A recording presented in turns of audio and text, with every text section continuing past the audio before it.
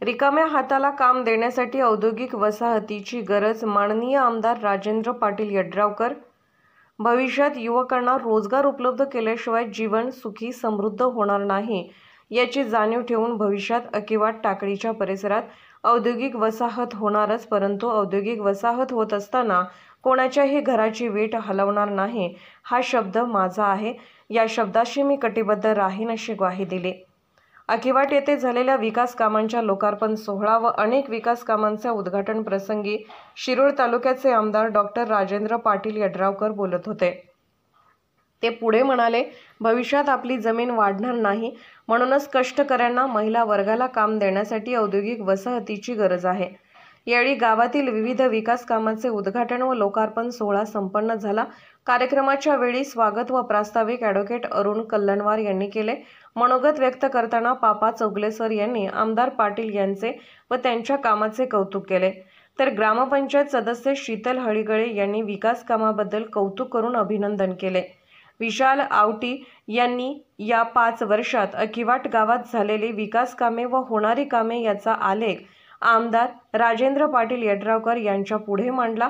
कार्यक्रमाच्या शेवटी आभार प्राध्यापक दीपक हुजरे यांनी मांडले। कार्यक्रमावेळी सरपंच वंदना पाटील, उपसरपंच आप्पासो मैशाळे, सर्व सदस्य तसेच ताजुद्दीन, तहसीलदार प्रकाश पाटील टाकवडेकर, आप्पासो बडबडे, आप्पासो दानोळे, जव्हारचे संचालक संजय कुमार कोथळी, राजाराम कलनवर, मारुती कोळी, तानाजी हुजरे, गणपती कागे, अण्णासाहेब चिंचणे, भगतसिंग राजपूत यासह विविध संस्थेचे पदाधिकारी, ग्रामस्थ उपस्थित होते।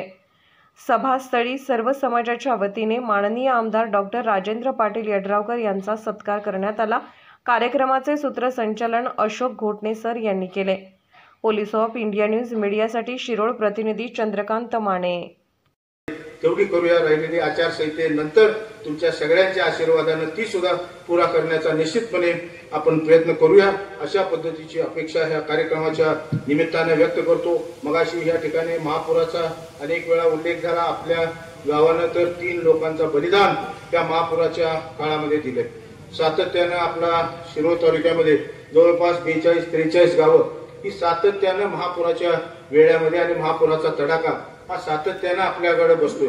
तसं बघायला गेलं तर आपल्या तालुक्याचं पर्जन्यमान जवळपास 600, 700, 800 मिलीमीटरच्या वर कधीही आमच्या तालुक्याचं सरासरी पर्जन्यमान आमच्या तालुक्याचं नसताना सुद्धा महापुराच्या 4 नद्याचं वरदान आणि शिरोळ तालुका हा हरित क्रांतीचा म्हणून गणला जातो, त्यामुळे आणि 4 नद्यांचं वरदान आपल्या ह्या तालुक्याला असल्यामुळं जसं चांगली बाजू आहे तसं महापुराचा सुद्धा सातत्यानं वेळ का आपल्या ह्या जवळपास 42-43 गावामध्ये बसतो। आणि ह्या सगळ्यावर नियंत्रण ठेवायसाठी म्हणून गेल्या 5 वर्षामध्ये आपण चांगल्या पद्धतीचा समन्वय, एक महाराष्ट्र सरकारचं जलसंपदा खातं असेल किंवा कर्नाटक सरकारचं जलसंपदा खातं असेल, ह्या दोघांच्या मध्ये एक चांगला समन्वय ठेवण्याचा काम आपण एक दुवा म्हणून अतिशय चांगल्या पद्धतीने करण्याचा प्रयत्न केला। त्याला कमी अधिक प्रमाणामध्ये आपल्याला सुद्धा गेल्या 5 वर्षामध्ये त्याचा फायदा हा झालाय। पण हे जरी होत असलं तरी सुद्धा कायमस्वरूपी ह्याच्यावर कुठेतरी तोडगा निघाला पाहिजे ही भूमिका ठेवून राज्य सरकारने एक प्रस्ताव तयार केला आणि ते जागतिक बँकेकडे दिला आणि जागतिक बँकेने सुद्धा त्याला मंजुरी दिली।